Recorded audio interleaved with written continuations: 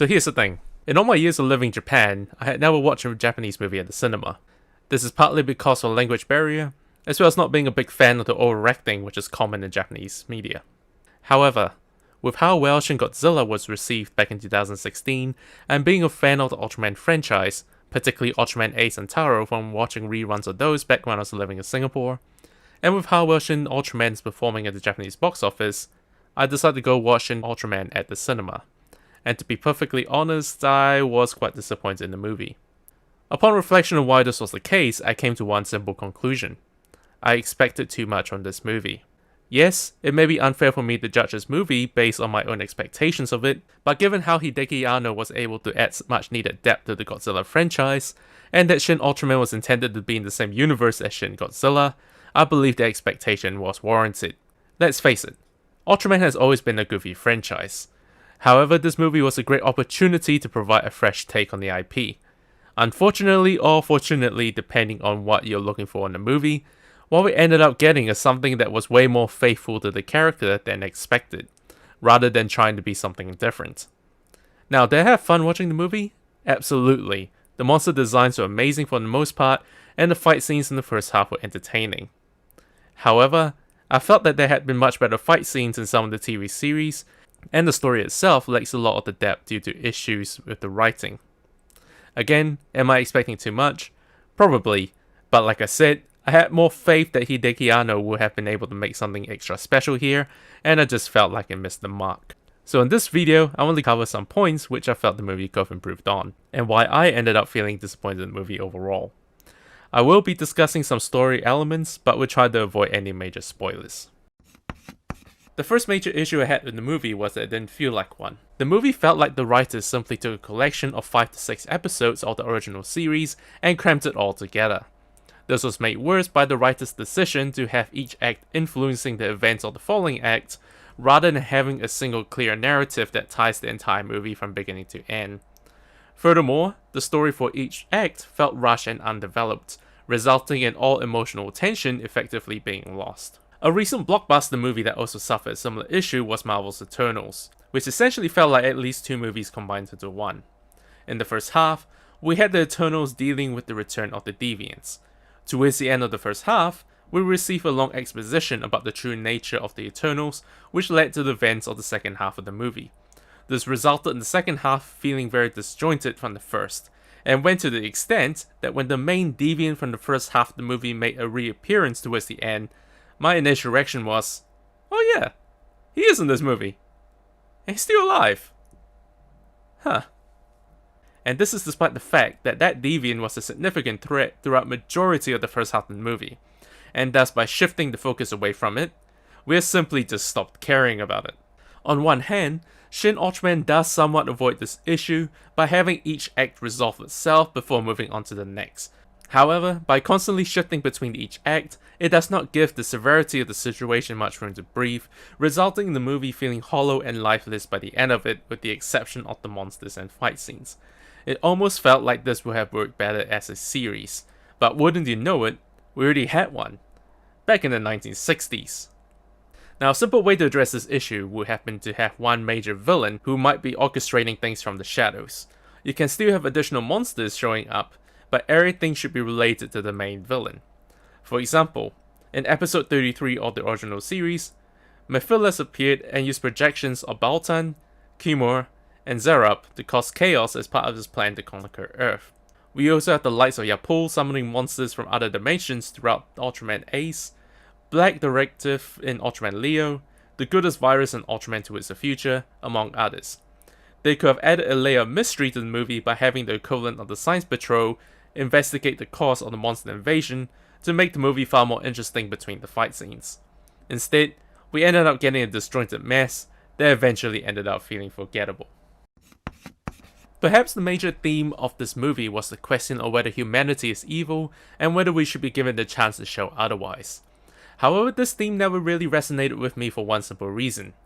They never really showed anything to back up this view. Now if you think about Shin Godzilla for example, one of the reasons why that movie was so well received was that it provided political commentary on how bureaucracy in Japan is restricting its ability to handle crises urgently and effectively.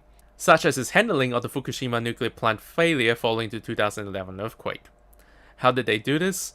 By focusing on the inner workings of the Japanese government as they tried to put a stop to Godzilla's rampage. And an example from a completely different genre is the movie Seven. The main villain for that movie detests the corruption of the city, which led him to his murderous spree. And what did the movie do to emphasize this point? By showing us how bloody miserable the city is. It is always raining, there are always lots of background noises and sirens. One of our main characters was tricked into getting an apartment that shakes violently whenever a train goes past. Police officers were shown to not care much at crime scenes, among others.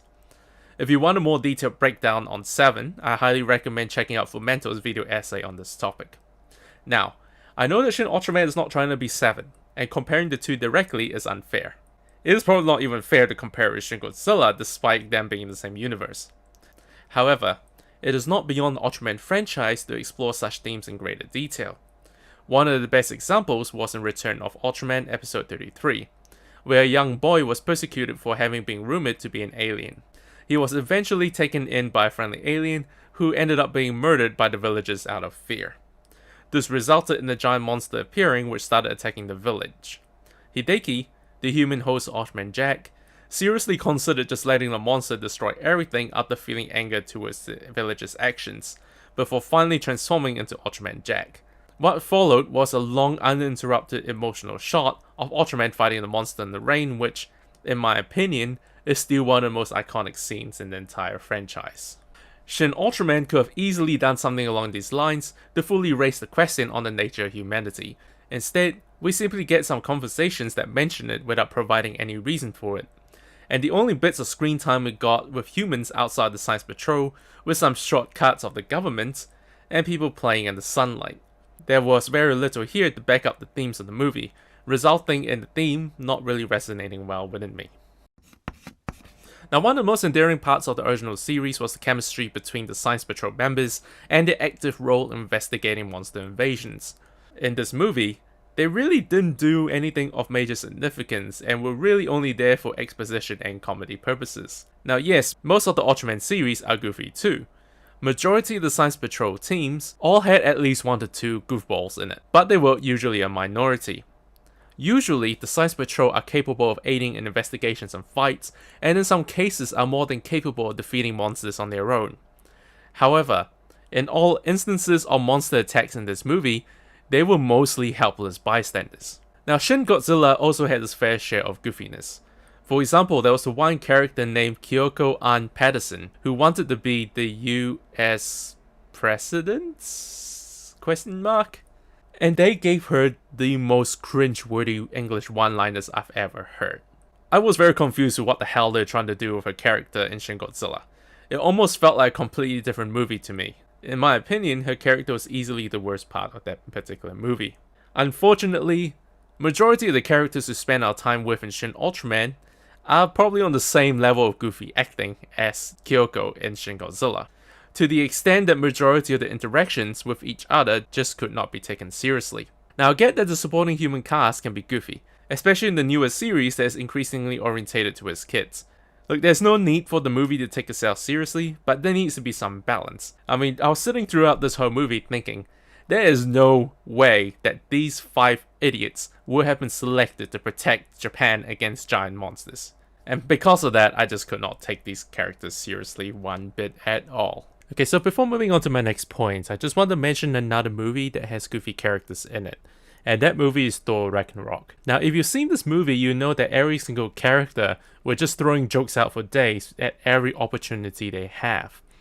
However, when there were genuine moments of tension or despair, the movie was not afraid to tone down the laughs with some dramatic moments.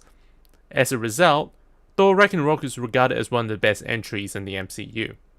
I just wish that Shin Ultraman had a better balance of goofiness and seriousness compared to going full throttle throughout the entire movie.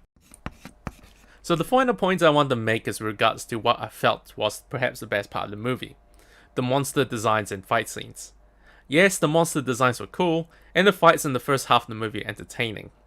However, I never quite got the same level of scale and wonder that I did with the TV series, particularly those from the 60s and 70s. Now, I also have similar issues with the Netflix Ultraman CG animated series, with them scaling down the Ultraman to human size. Though I do actually really like that series, and I really like the fight choreography in that. Now, a big part of the reason why I felt the old series had better fight scenes was that back in those days, there was a lot more creativity with how fights were staged compared to the modern day, due to limitations in technology. We get more creative camera shots, we got cool building models and props, we got actual fire and explosions, we had better fight choreography, and so on. Now, the animations for Shin Ultraman do look cool, but at times it felt too clean and too awkward. Only a small handful of the fights occur in urban environments, and even then, there was not really much destruction on the city. Now, in contrast, one of my favorite fight scenes in the entire Ultraman franchise was Ultraman Taro episode 30, where Yapul resurrected Bamstar, Verocron, and Sapotenda. What we got was utter chaos with everything in flames, Zed flying around firing at everything, and a dude hanging off Bamstar's horn trying to stab it in the eye. If you ever get the chance to watch this fight, I highly recommend it. Now, given that this is a movie, and that technology has advanced so much over the past few decades, one would have hoped that they would have been able to use it to enhance the fights and make them even more special.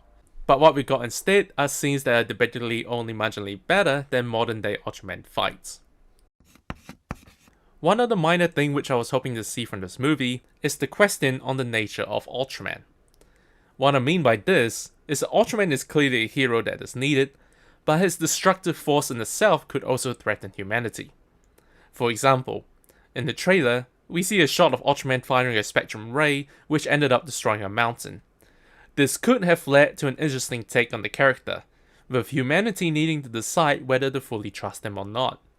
Now, this was kind of the angle that the movie started off with, but it was quickly dropped quite early on, and it could have been nice to see the movie take risk and run with this idea all the way through to the end. Now, again, this is probably more of what I was hoping to see from the movie, and not really something that I should be judging the movie on itself, so I'm not going to be holding this against the movie. Now, overall, would I recommend this movie? Now, it's difficult to say. Personally, I don't think I'll be willing to sit through and rewatch the entire 2 hours of this movie in a single go again. Now, at the same time, if you don't hold the same level of expectations for this movie as I did, and just want to experience more Ultraman but on the big screen, I think you'll find some enjoyment from this movie. Now, I am glad that it's finding success at the box office, because it means that there's a good chance we get some sort of sequel in the future for this movie.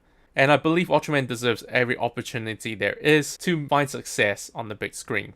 Now, I will be interested to hear you guys' thoughts on this movie. Anyway, this is my first time doing a video like this, and I hope to do more in the very near future on other forms of media.